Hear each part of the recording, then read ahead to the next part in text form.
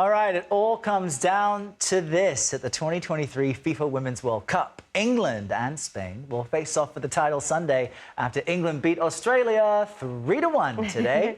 Joining us now for more is CBS Sports soccer writer Pardeep Cattry. How impressed were you with England's win today? I would say I was very impressed. They started the tournament a little slow, but I think they really hit their stride, not just today, but really in the last game against Colombia, where they were hit with a little bit of adversity in both of those games.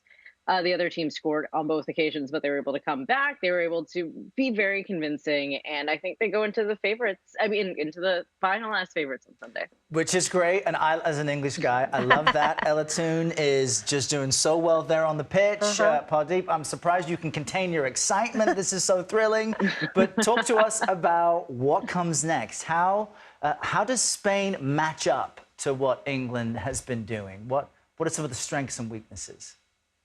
That's a really good question. So I'm really fascinated by this matchup because both of these teams really like to dominate when they're on the field.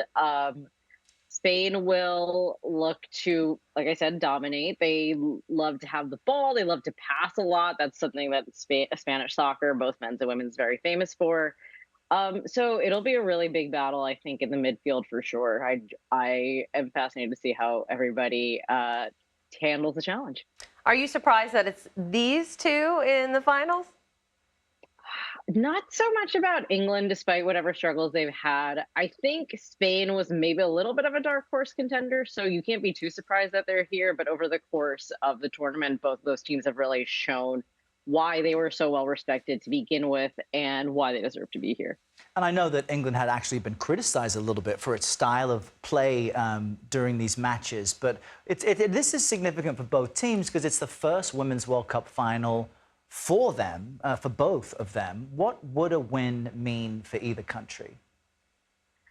I mean, it would just be massive, right? These are two countries that have really storied men's soccer histories and a lot of infrastructure, a lot of fans, a lot of popularity for the game there, but it's been lagging in terms of women's soccer. They still have a lot to catch up on. And I think even the final would, rapidly accelerate the growth of women's soccer in both those countries, but a win would just send it over the top for sure.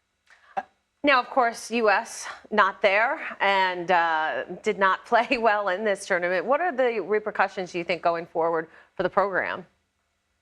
Well, I think probably the most obvious repercussion is that Vlatko Andonovski, the coach, will likely be out of a job very soon. We don't have any confirmation on that yet. U.S. Soccer still said they're undergoing a review, so we'll see.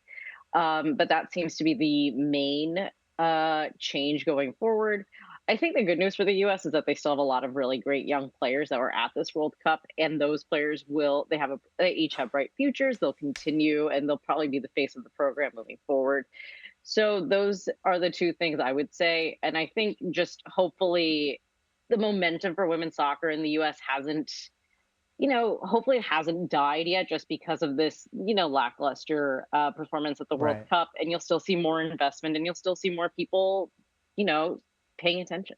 And young folks, because that's what the game needs. Yeah, and young folks should continue to play soccer or football as we know it, and losing is part of the game. So we'll stay tuned. Pardeep Cattry, great to chat with you.